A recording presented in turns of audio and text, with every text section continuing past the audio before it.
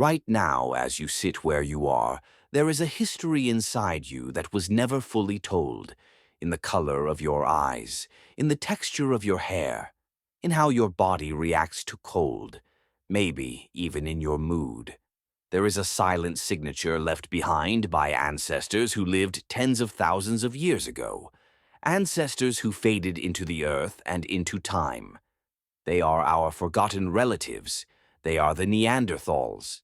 They are the Denisovans. And this is not just a fossil story.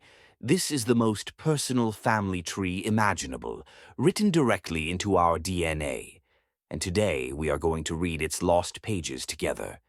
Imagine this. Time. Around 50,000 years ago. Place. The frozen steppes of Ice Age Europe. Modern humans, Homo sapiens, driven by curiosity and survival, begin moving out of Africa into new lands. But these lands are not empty. They already have inhabitants, stronger, stockier, perfectly adapted to the cold. With massive brow ridges and powerful bodies, they watch the newcomers arrive. The Neanderthals, two human groups, two different evolutionary paths. They meet. So what happened? Popular culture tells us a simple story: brutal conflict, endless war, extinction by violence. But the real story is far more complex and far more intimate, because genetics revealed something astonishing. We didn't just fight them, we mixed with them. Yes, today almost every human living outside Africa carries Neanderthal DNA, typically about 1 to 2%. It may sound small, but this ancient inheritance is deeply embedded in our biology. It influences how our bodies function, and possibly how our minds work. So what did this legacy give us?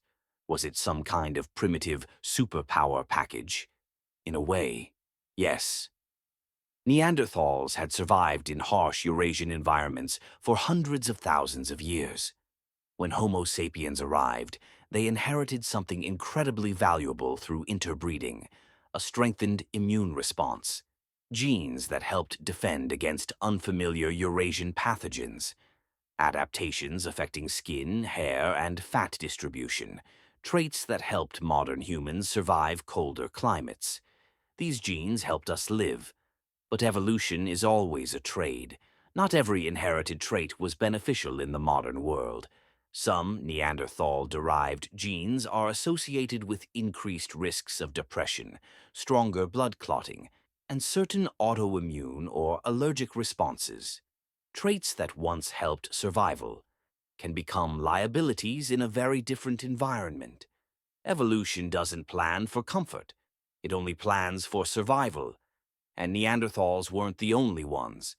There is another, even more mysterious group: the Denisovans. We barely know what they looked like. All we have are fragments: a finger bone, a few teeth, found in a Siberian cave. Yet their genetic legacy is undeniable. In parts of Asia and the Pacific, Denisovan DNA is much stronger. In people from Papua New Guinea, up to 5 to 6% of their genome traces back to Denisovans. And the most remarkable example, the Tibetan people. Living at extreme altitudes where oxygen is scarce, they can breathe comfortably. Why? Because of a Denisovan-derived gene that regulates oxygen use in the blood. A direct, life-saving adaptation inherited from an ancient human relative. This is not speculation. This is genetics speaking. So what happened to them? Why do we find their bones, but not their civilizations? That is one of the great mysteries of human history. Climate shifts, small population sizes, competition, or perhaps something deeper and more poetic. They didn't disappear. They merged. Over thousands of years, they were absorbed into expanding Homo sapiens populations. Their physical forms faded, but their genetic essence survived. Inside us. They didn't go extinct. They were assimilated. And what does this teach us? That there is no such thing as a pure human lineage. Human history has always been shaped by migration, contact, and mixing. We are the result of Africa's travelers meeting the ancient inhabitants of the world and becoming something new together.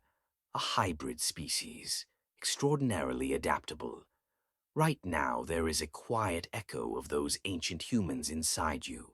Maybe in your resilience, maybe in your physiology, maybe in ways we haven't even discovered yet. This is not just a story about the past, it's a story about the future. Because science is learning to read ancient DNA more clearly every day. And with every discovery, we rewrite what it means to be human. This journey isn't over, it's only beginning.